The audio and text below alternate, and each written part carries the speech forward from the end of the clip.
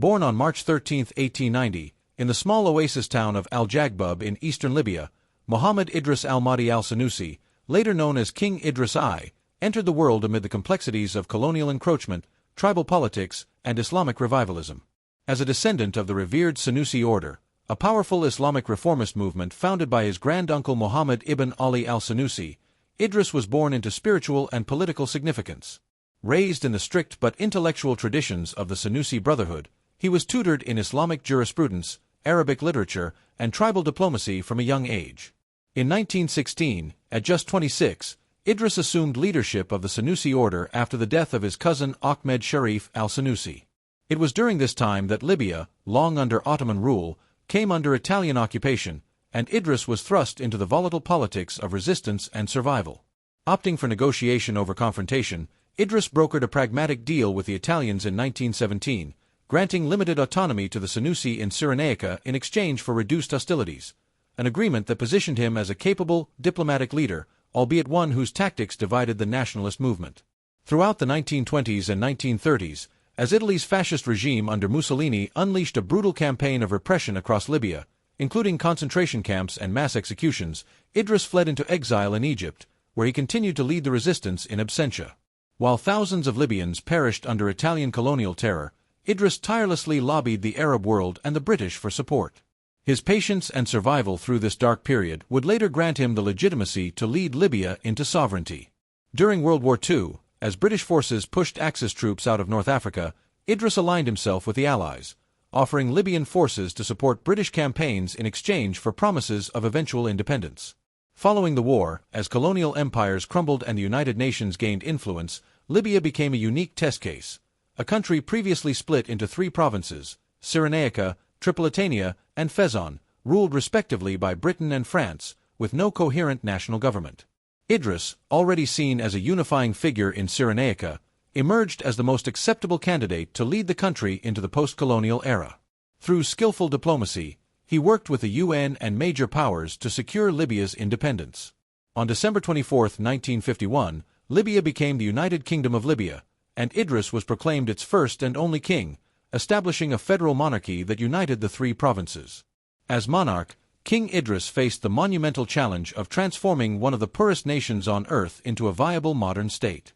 Initially dependent on foreign aid and meager agricultural exports, Libya's fate changed dramatically in 1959 with the discovery of vast oil reserves. Suddenly, a country that had lacked even paved roads was thrust into immense wealth. Idris, already elderly and somewhat removed from day-to-day politics, ruled with a cautious hand, emphasizing stability, religious conservatism, and close alignment with the West. He maintained friendly ties with Britain and the United States, allowing them to retain military bases in exchange for economic assistance. While this preserved peace and attracted investment, it also drew criticism from Arab nationalists who viewed Idris as too accommodating to Western interests and out of step with the fiery populism of the era. As the tide of Arab nationalism rose across the Middle East, inspired by figures like Gamal Abdel Nasser in Egypt, Idris appeared increasingly archaic, an aging monarch who clung to tradition while revolutionary fervor swept across the region. He avoided pan-Arab entanglements and distanced Libya from confrontations with Israel, a stance that alienated many young Libyans. Though his reign saw progress in infrastructure, education, and healthcare, much of the oil wealth was funneled into royal patronage, inefficient bureaucracies, and foreign bank accounts. Corruption, inequality, and youth unemployment began to fester beneath the surface of Libyan society. By the mid-1960s, Idris, now in his 70s and frequently absent from the country due to ill health, had lost much of his grip on governance. He appointed loyalists and relatives to key posts, and political dissent was quietly suppressed, though not with the brutality of later regimes.